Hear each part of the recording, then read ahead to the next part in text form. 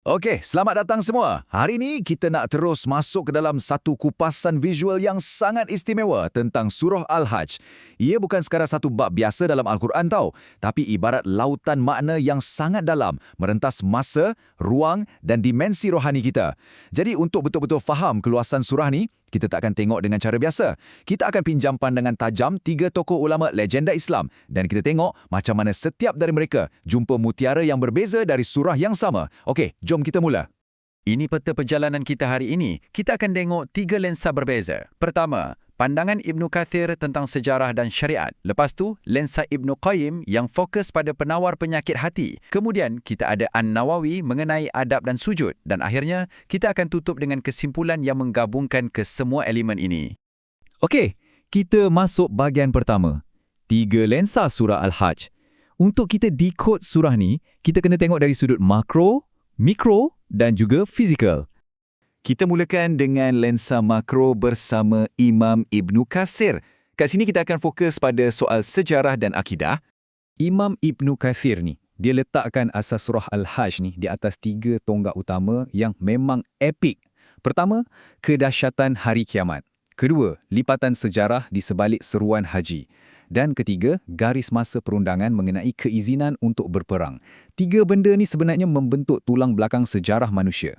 Untuk ayat pertama dan kedua, beliau terus buka dengan visual Zalzalatus Sa'ah, keguncangan hari kiamat.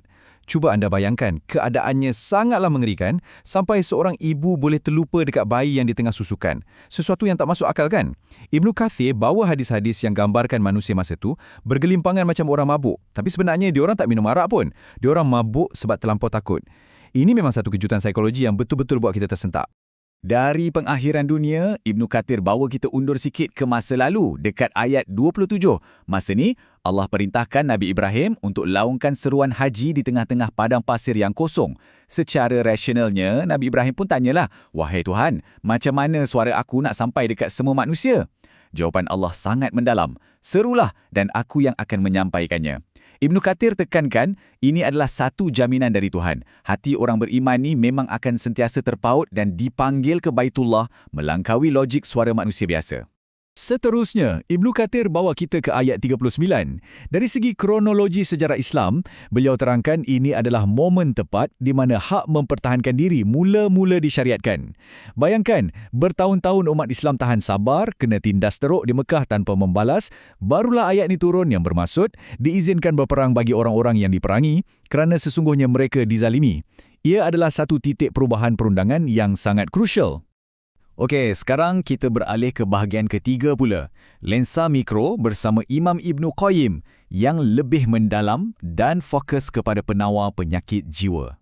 Melalui ayat 46, Ibnu Qayyim buat satu perbandingan yang cukup tajam. Anda mungkin ada mata fizikal yang nampak jelas 20/20, sangat sempurna.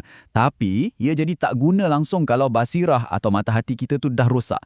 Hati yang buta takkan boleh nampak kebenaran atau al-haq. Realitinya, buta yang sebenar bukanlah pada bobolan mata, tapi pada hati dekat dalam dada kita tu. Jadi, poin yang paling menarik dekat sini adalah konsep ala harf dari ayat 11. Ibnu Qayyim membedah psikologi manusia yang beribadah dekat hujung jurang je. Ibaratnya, diorang ni anggap agama macam transaksi perniagaan.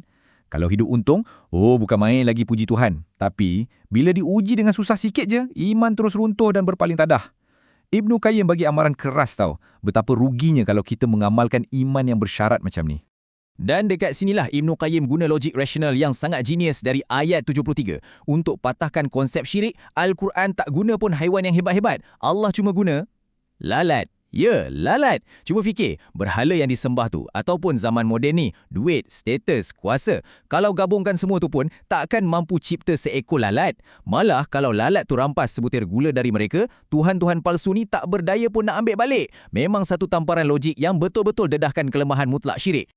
Seterusnya, bahagian keempat, kita tengok pandangan Imam An-Nawawi pula, yang fokus kepada interaksi fizikal kita dan adab.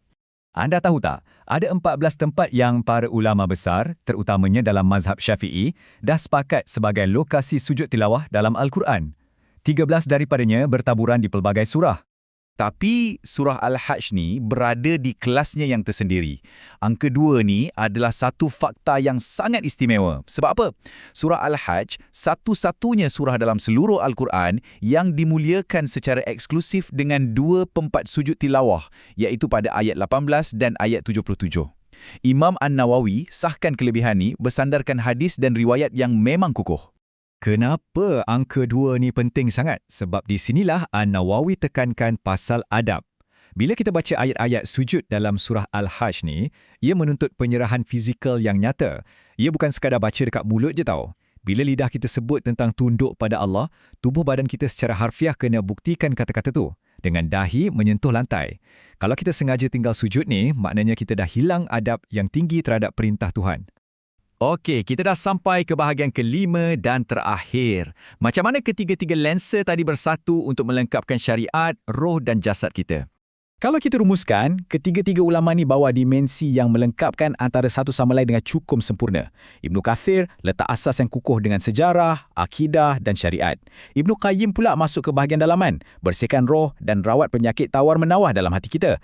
Dan last sekali, Imam An-Nawawi ikat semuanya di alam nyata. Ajar kita yang kefahaman otak dan kesucian hati ni mesti ditunjukkan melalui perbuatan fizikal anggota badan kita, iaitu melalui sujud. Ini bawa kita ke penghujung kupasan visual kita hari ini. Dan saya nak tinggalkan anda dengan satu soalan untuk kita fikirkan bersama. Surah Al-Hajj dah bentangkan hari kiamat, amaran tentang iman bersyarat dan tuntutan untuk merendahkan diri. Persoalannya, bila kali seterusnya lidah anda alunkan ayat-ayat ini, adakah hati dan jasad anda juga benar-benar akan turut sujud? Fikirkanlah ya. Teruskan mencari ilmu dan sampai kita berjumpa lagi.